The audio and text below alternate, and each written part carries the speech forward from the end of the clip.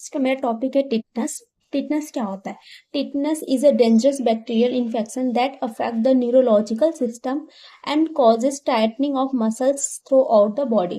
Tetanus एक type का bacterial infection होता है जो कि हमारे न्यूरोलॉजिकल सिस्टम को अफेक्ट करता है। और इसमें क्या होता है, जो हमारे मसल्स होते हैं उनका कॉन्ट्रैक्शन हो जाता है। ये जो मसल्स का कॉन्ट्रैक्शन हमारे जॉ और नेक का भी हो जाता है, इसीलिए इसे लॉक जॉ भी कहते हैं। पॉजिटिव एजेंट अगर देखा जाए तो वो होता है क्लोस्ट्रीडियम टेटनी, जो कि एक न्यूरोटॉक्सिन प्रोटीन प्रोड्यूस करता है जिसे टिटेनोस्पाज्म कहते हैं। ये जो बैक्टीरिया होता है वो gram positive, obligate, anaerobic, spore bearing और फ्लैजिलेटेड ऑर्गेनिज्म होता है। और जो इसका स्पोर फॉर्म होता है वो रेजिस्टेंट होता है हीट के लिए और बहुत सारे एंटीसेप्टिक के लिए। अगर इनका इंक्यूबेशन पीरियड देखा जाए तो जो एवरेज इंक्यूबेशन पीरियड होता है वो 10 दिन का होता है। लेकिन इनका जो इंक्यूबेशन पीरियड होता है वो वेरी कर सकता है। किस पे डिपेंड करता है? कैरेक्टर पे भी, लोकेशन और एक्सटेंट ऑफ वुंड के हिसाब से जो इंक्यूबेशन पीरियड है वो वेरी कर सकता है। देखा जाए तो कोई भी स्किन एब्रेजन है, मतलब कोई स्किन में कट लगा हुआ है, कोई पंक्चर वुंड्स है, कोई बर्न है, या फिर कोई ह्यूमन बाइट्स है, एनिमल बाइट्स है, कोई भी एनिमल स्टिंग्स है, अनस्टेराइल सर्जरी कर रहे हैं, इंट्रायूटेरियन डिवाइस यूज कर रहे हैं, डेंटल एक्सट्रैक्शन हो गया, इंजेक्शन से, अनस्टेराइल डिवीजन ऑफ अम्बिलिकल कॉर्ड, इन सब चीजों से क्या होता है, इसका ट्रांसमिशन होता है। बात करें तो सबसे पहले क्या होता है, ये जो बैक्टीरिया होता है ये हमारे हर जगह पाया जाता है, ऑब्लिगेट होता है, हर जगह पाया जाता है, मिट्टी में, सैंड में, हर जगह पाया जाता है। ये बैक्टीरिया जो होता है ये हमारे जो वुंड है या फिर कोई भी सर्जिकल साइट है वो वहां पे एंटर करते हैं। और ये जो बेसिलाई होता है वो यहाँ पर जाके मल्टीप्लाई करने लगता है वुंड के अंदर। और वहां पर वो न्यूरोटॉक्सिन, जो कि हमारा टॉक्सिन प्रोटीन होता है, उसे रिलीज करता है।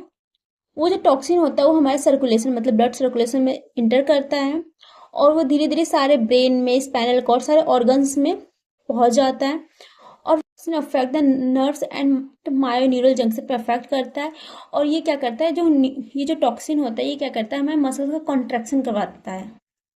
बात करें तो टिटनेस में 3 मेन फीचर्स दिखते हैं। सबसे पहले तो ट्राइसमस, रिस्कस सार्डोनिकस, ऑप्थिमोटोनस। इसमें क्या होता है, यहाँ पे जो स्पाज्म और फिर स्टिफनेस हो जाता है, हम लोग जो जॉ मसल्स होते हैं उनका स्पाज्म हो जाता है। रिस्कस सार्डोनिकस में क्या होता है, यहाँ पे हम लोग जो फेशियल मसल होता है उसका स्पाज्म, उसका कॉन्ट्रैक्शन हो जाता है। ऑप्थियोटोनस में क्या होता है, जो हम लोग बहुत लगभग ऑल मसल्स होते हैं सबका सब एक साथ जो होता है उनका कॉन्ट्रैक्शन या फिर स्पाज्म हो जाता है। फीचर्स दिखते लाइक हेडेक होगा, फीवर होगा, बीपी हाई हो जाती है, बहुत ज्यादा पसीने आएंगे, चिल्स, सोर थ्रोट और स्वेलिंग में डिफिकल्टी होती है क्योंकि स्पाज्म हो जाता है। किया जाए तो वहाँ पे हम लोग फिजिकल एग्जामिनेशन करवा सकते हैं, लाइक हम लोग ट्राइसमस या फिर डिस्पेजिया के थ्रू पता कर सकते हैं कि जिस लाइक उसके मसल कॉन्ट्रैक्शन के थ्रू हम लोग पता कर सकते हैं पेशेंट को टिटनेस है या नहीं है। सीबीसी से कुछ भी पता नहीं चल सकता कि उसे, ठीक है। या फिर हम लोग इम्यूनाइजेशन हिस्ट्री देखते हैं कि पेशेंट पहले इसे इम्यूनाइज्ड है कि नहीं, उसे टिटनेस की डोज लगी है कि वैक्सीन लगी है कि नहीं। इसके अलावा हम लोग कल्चर कर सकते हैं। क्या तो टिटनेस का कोई भी ट्रीटमेंट नहीं है। सबसे पहला जो मैनेजमेंट है वो है वुंड केयर।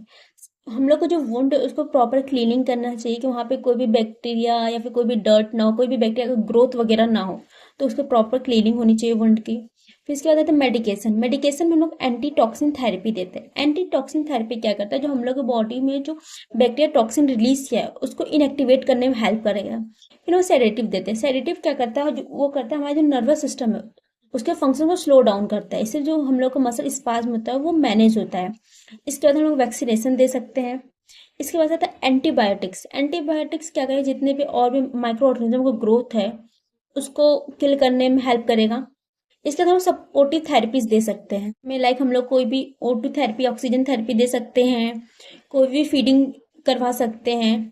क्योंकि जो पेशेंट रहेगा उसे स्वेलिंग में डिफिकल्टी होगी, क्योंकि उसका जो नेक है और फिर जो जॉ है वो वहाँ पे कॉन्ट्रैक्शन हो जाता है, उसे कुछ भी खाने में, उसे स्वेलो करने में बहुत डिफिकल्टी होगी। तो हम लोग उसे लिक्विड फूड से एनजी ट्यूब के थ्रू प्रोवाइड करवा सकते हैं सपोर्टिव थेरेपी में। और फिर हम डार्क और क्वाइट, और जो पेशेंट है उसको डार्क क्वाइट रूम में रखेंगे, इसलिए कि जो जो कॉन्ट्रैक्शन है, जो स्पाज्म है, वो छोटी सी भी किसी भी स्टिमुलस वो ट्रिगर हो सकता है, लाइक कोई भी डार्क रूम में लाइट से, ये सब नॉइज से, ये सब ट्रिगर हो सकता है। इसलिए हम उसे पेशेंट को डार्क और क्वाइट रूम में रखेंगे।